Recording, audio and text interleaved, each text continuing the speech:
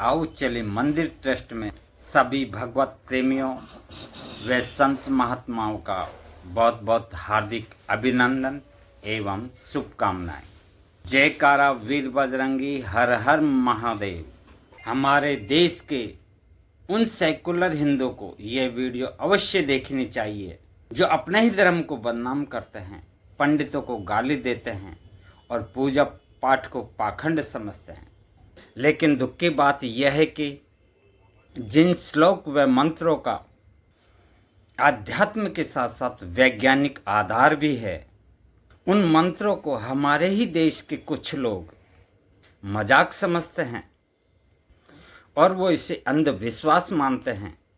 को मालूम होना चाहिए श्लोकों के उच्चारण से मानसिक बीमारियां भी दूर हो सकती है।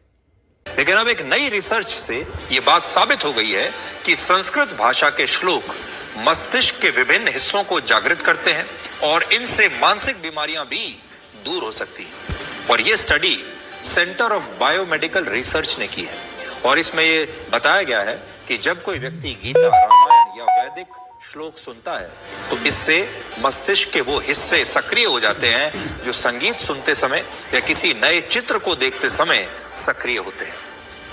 इस रिसर्च में MRI स्कैन की मदद भी ली गई है, जिससे ये पता चला कि श्लोक सुनते समय मस्तिष्क न सिर्फ सकारात्मक रूप से सक्रिय होता है बल्कि ये लोगों को डिप्रेशन और एंजाइटी से भी बचा सकता है। इसका वैज्ञानिक आधार मस्तिष्क के काम करने की शैली से जुड़ा हुआ है। हमारे मस्तिष्क के दो प्रमुख हिस्से होते हैं, एक को डिफॉल्ट मोड नेटवर्क कहते हैं और दूसरे को अटेंशन मोड नेटवर्क कहते हैं। जब कोई व्यक्ति भविष्य की चिंता में डूबा होता है तब ये चिंता मस्तिष्क के डिफॉल्ट मोड नेटवर्क को सक्रिय कर देती है।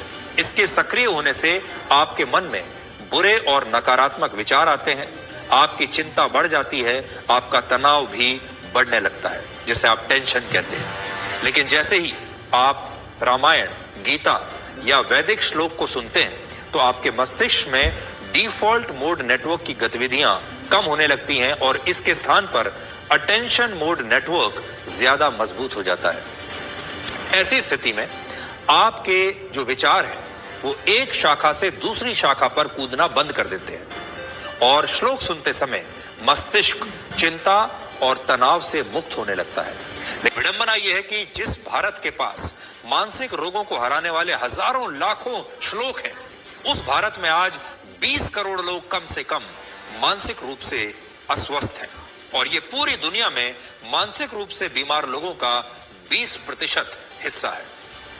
वर्ष 2022 में अमेरिका के नेशनल इंस्टीट्यूट ऑफ हेल्थ ने भी इस बात को स्वीकार किया कि ओम या दूसरे मंत्रों का जाप करने से मानसिक स्वास्थ्य में सुधार लाया जा सकता है और यही बात वर्ष 2016 में हार्वर्ड यूनिवर्सिटी की एक रिसर्च में भी साबित हो चुकी है। लेकिन दुख इस बात का है कि जब ये सारी बातें सनातन धर्म के हवाले से कही जाती हैं तो इन्हें मनगढ़ंत माना जाता है और बहुत सारे लोग इन्हें अंधविश्वास मान लेते हैं और जो लोग इन पर विश्वास करते हैं उन्हें लोग कहते हैं कि ये पढ़े लिखे लोग नहीं हैं। सनातन धर्म दुनिया का इकलौता ऐसा धर्म है जो मनुष्य को उसके मन से परिभाषित करता है। आंखें, कान, नाक, जीभ और त्वचा के बाद मन को हमारी छठी इंद्री माना गया है जो सभी इंद्रियों से प्रबल होती है और ये मन ही है जिसे नियंत्रित करना सबसे मुश्किल काम है। ये मन ही तो आपके कंट्रोल में नहीं रहता, बाकी सब चीजों को तो आप कंट्रोल कर लेते हैं। लेकिन अलग अलग शोध ये बताते हैं कि रामायण, गीता और वैदिक श्लोक और मंत्र मन को मस्तिष्क के साथ सकारात्मक और शांत रखने में बहुत उपयोगी है और इसीलिए आज हम आपसे एक बार फिर ये कहेंगे कि सनातन धर्म को अंधविश्वास से जोड़ना अज्ञानता है और इस अज्ञानता को फैलाने वाले लोगों से आपको बचकर रहना चाहिए और सावधान रहना चाहिए।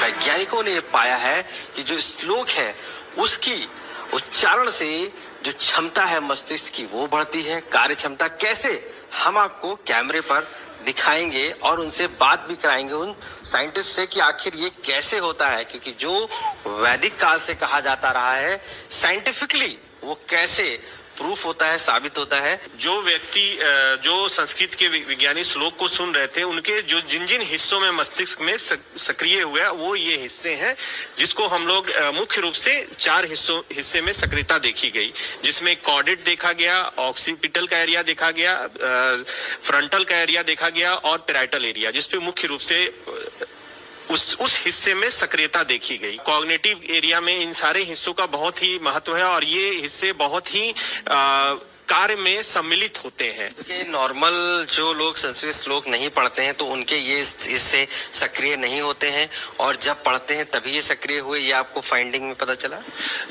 जब हमने इसको कंपेयर किया उन ग्रुप के साथ जो संस्कृत नहीं जानते हैं, उनके साथ जब कंपेयर किया तब हमें ये हिस्से मिले हैं।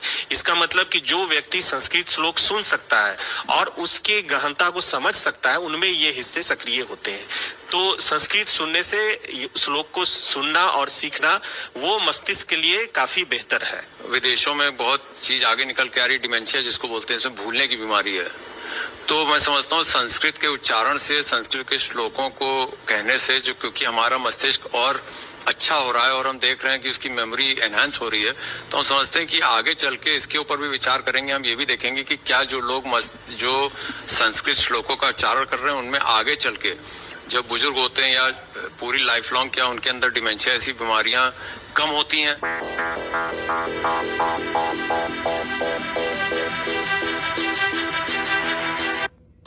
महाकुंभ की ये तस्वीरें देखकर आपको ऐसा लगेगा जैसे महादेव की बारात साक्षात रूप से पृथ्वी पर उतर आई हो और आपको यहां दिखाई दे रही हो। और जिस तरह से एक